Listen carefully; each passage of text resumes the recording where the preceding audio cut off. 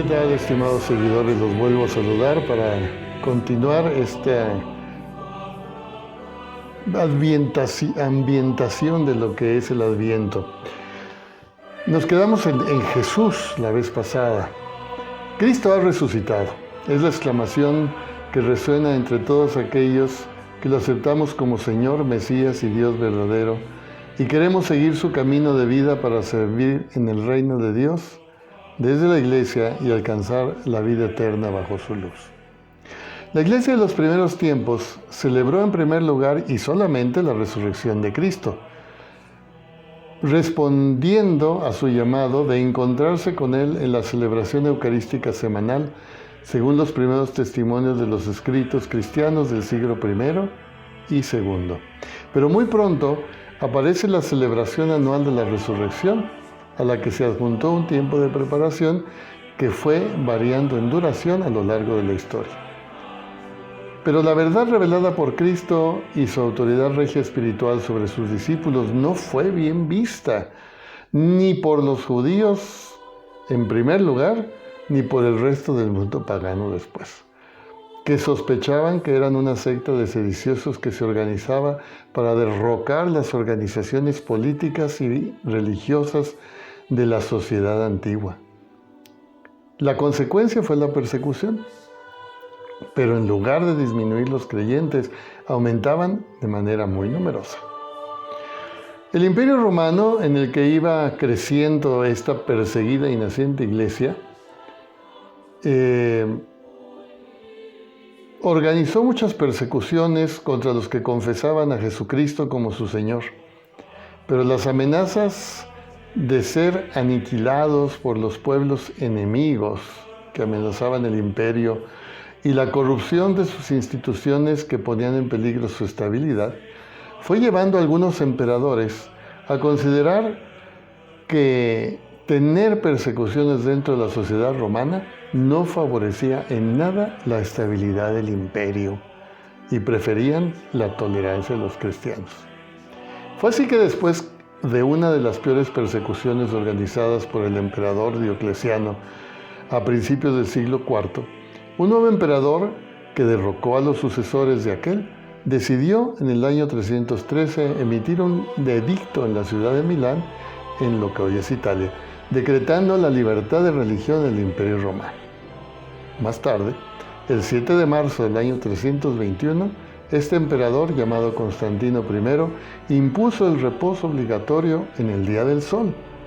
El nombre domingo proviene del latín Dies Dominicus, Día del Señor, porque era cuando los cristianos celebraban su encuentro con Cristo resucitado.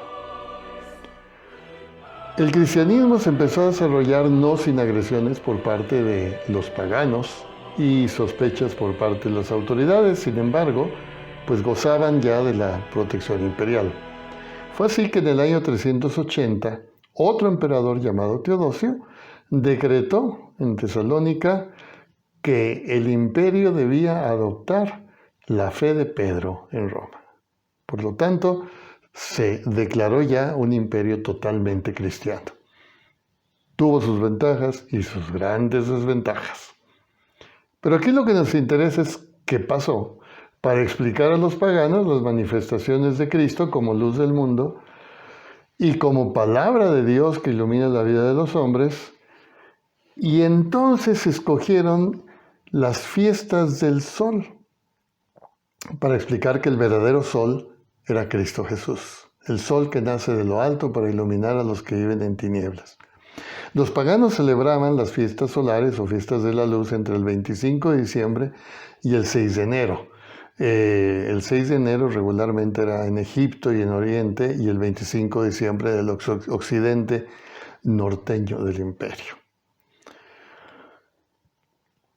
Esto se fue asimilando poco a poco cuando muy pronto las hordas bárbaras cruzan el río Rin en el año nuevo del 406 y comienzan una serie de invasiones masivas del imperio por parte de estos pueblos poco civilizados.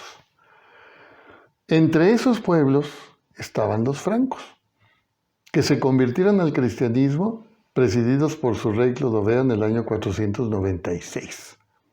Ellos se convirtieron en defensores del cristianismo y por lo tanto del sistema político que ellos adoptaron de parte del Imperio Romano.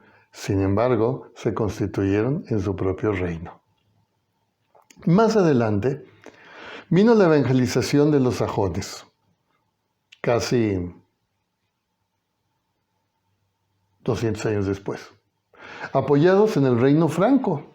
Primero San Columbano en el siglo VI y luego San Bonifacio en el siglo VII hicieron fuertes labores de evangelización, fundaron monasterios y pretendieron evangelizar a los sajones. Para cristianizarlos, escogieron las prácticas paganas de los germanos, dándole un nuevo sentido al árbol del pino y del abeto, al que rendían culto en los meses de invierno, como representación de la divinidad y de la vida que prevalecía. Estos santos adornaron el pino con luces, con manzanas, con muchos otros adornos. El abeto o pino de invierno es además un árbol que, aún bajo las más frías heladas, se mantiene verde y frondoso, convirtiéndose en un símbolo de vida y esperanza. Con su forma triangular, se interpretó como la Santísima Trinidad, que además apunta al cielo. Mucho después, estas costumbres se fueron extendiendo por algunos principados de lo que después fue el Imperio Romano Germánico en el siglo XVI y en Alsacia, que queda en Francia hacia el siglo XVIII. Por otro lado, en los reinos de Castilla, Aragón y Nápoles se extendió la costumbre de tomar en el tiempo de preparación para la Navidad una rama seca, como símbolo de la esperanza del pueblo judío en que el tronco de Jesé debería florecer de nuevo con la venida del Mesías. Por otro lado, el árbol de Navidad llegó a Estados Unidos por medio de los soldados alemanes que participaron como mercenarios durante las guerras de la independencia. En Inglaterra, lo puso de moda la reina Victoria, de origen sajón, animada por su esposo el príncipe consorte alemán Alberto. Para celebrar la Navidad, hizo colocar un árbol en el palacio decorándolo con velitas que hacían relucir una serie de bellos y finos adornos. Con esto, el árbol de Navidad se extendió mucho en el mundo sajón. Con la puesta del árbol de Navidad, se prepara también la venida del Salvador. Es una especie de adviento. La vida tiene que renacer a pesar de las amenazas del invierno. Por último viene la corona de Adviento, también de origen sajón, que entró a formar parte de las celebraciones cristianas en Alemania en 1839. La promovió un pastor protestante llamado Juan Enrique Vigera, quien atendía un orfanatorio en el que los niños le preguntaban durante el invierno cuándo iban a celebrar la Navidad. Para hacerlos ver cómo se acercaba la Navidad, tomó una vieja rueda de carreta y la adornó con 19 velas rojas y 4 cirios grandes y blancos, encendiendo las pequeñas cada día de Adviento y las grandes en los domingos de Adviento. Así los preparó para recibir la Navidad y los animó a hacer buenos propósitos para festejarla. Muy probablemente este pastor tomó la idea del anillo o corona de ramas de árbol perenne decorado con velas, que era un símbolo de esperanza en el retorno del sol en el norte de Europa, mucho antes de la venida del cristianismo, que al igual que con otras tradiciones acabó siendo integrada en la simbología cristiana. El círculo es un símbolo universal relacionado con el ciclo ininterrumpido de las estaciones, mientras que las hojas verdes del árbol perenne y las velas encendidas significan la persistencia de la vida en mitad del duro y oscuro invierno, que volverá y que con el calor del sol renacerá. En la Iglesia Católica, la celebración actual del Adviento es una invitación a meditar en la venida del reino de Dios y en la manifestación de su palabra en nuestra carne mortal como Mesías y Cristo, que viene a dignificar la vida de la humanidad y a santificarla. Esta venida se nos presenta en 3 dimensiones. Pero antes de ver estas 3 dimensiones, empecemos por la palabra Adviento. En el lenguaje litúrgico, que es donde más se usa, es la versión en latín de dos vocablos griegos, parusía y epifanía. Parusía y epifanía son dos términos frecuentes en el lenguaje de la época en que nace el cristianismo. El significado de ambos está emparentado, pero no se trata con todo de conceptos totalmente sinónimos. Y significan la preparación de la manifestación de un nuevo emperador o la venida de un emperador que va a ser entronizado.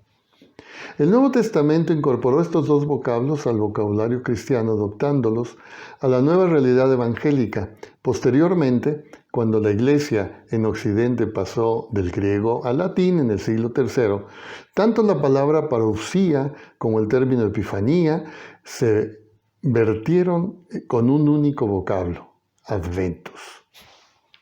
Esta palabra sirve para designar, entre otras realidades cristianas, el ciclo de las 4 semanas que preceden al nacimiento humano de Cristo, que preparan su advenimiento, es decir, su manifestación en nuestra carne mortal y el comienzo del advenimiento del reino de Dios en el mundo. Mientras que la palabra griega epifanía, por su parte, se conservó en su griego original para designar una de las fiestas del ciclo navideño, que era la Navidad en Oriente, el 6 de enero. Nosotros la conocemos como la fiesta de los Reyes Magos. Ahora veamos pues esas 3 dimensiones que celebra el Adviento de la espera o la preparación a la manifestación de Cristo. En primer lugar está el Adviento histórico, que celebra la esperanza del pueblo judío que ansiaba la venida del reino de Dios y su Mesías Salvador. Esperanza que se va desarrollando a lo largo de todo el Antiguo Testamento. Escuchar los testimonios de los libros de los profetas de Israel, muy particularmente del profeta Isaías, nos deja una enseñanza importante para preparar los corazones a participar de las bendiciones que derrama Dios sobre nosotros, tomando nuestra carne mortal y poniendo su morada entre nosotros. Acercarse a esta historia es identificarse con aquellas personas que deseaban con vehemencia la llegada del Mesías y la liberación de un mundo de la mentira y la confusión, de la injusticia y las guerras, así como del odio y del pecado. Una liberación a la que Dios llevaría a la humanidad bajo el nuevo gobierno espiritual del Mesías. La otra dimensión del Adviento es la espiritual. Diríamos, es la más actual. Es la preparación integral del hombre de hoy para extender el reino de Dios que Cristo ha instaurado, basado en que si cumplió con las promesas del Antiguo Testamento mediante la manifestación de Cristo en nuestra carne mortal, cumplirá con las promesas que Cristo nos ha del reino definitivo y de la vida eterna. Es un tiempo propicio para la evangelización y la oración, para disponerse a la comunión, a la fraternidad humana, para recibir como sociedad la vida de verdad, de justicia, de paz, de fraternidad que Jesucristo nos ha enseñado a vivir practicando estos valores. El Adviento entendido así es de suma actualidad e importancia. Dentro de estas dimensiones está la tercera, la celebración de la esperanza en los últimos tiempos. Llamémoslo el Adviento escatológico, de los últimos tiempos. Es la preparación para la manifestación definitiva del Señor al final de los tiempos en que vendrá a juzgar a vivos y muertos, para coronar definitivamente su obra redentora, dando a cada uno según sus obras.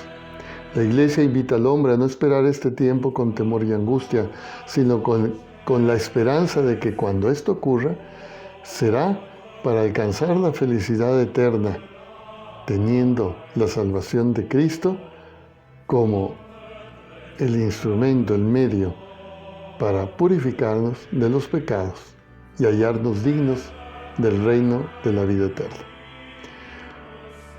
Esta celebración manifiesta cómo todo el tiempo gira al fin y al cabo alrededor de Cristo.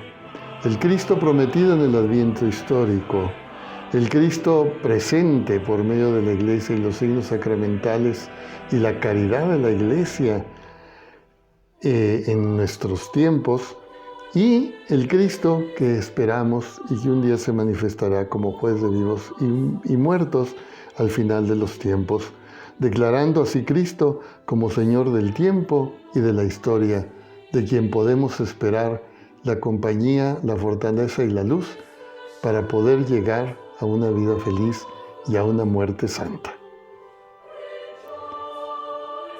Habría que decir finalmente que en estos tiempos tenemos mucho de qué purificarnos.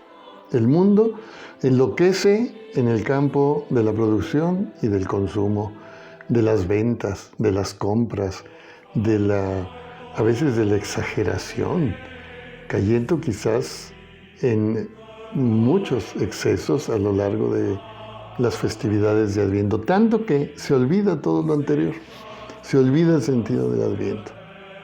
Nosotros necesitamos hoy en día purificarnos, no rechazar, sino moderar y poner en su lugar esas manifestaciones más materiales y terrenales de alegría, de esperanza, de satisfacción, en que la vida material sigue, en que podemos seguir teniendo prosperidad terrenal, y buscar esos otros valores que realmente la construyen y que están en la base de todo desarrollo, de todo progreso, que son la verdad, la justicia, la paz, la fraternidad, que Cristo nos ha traído con su manifestación en nuestra carne mortal y su resurrección.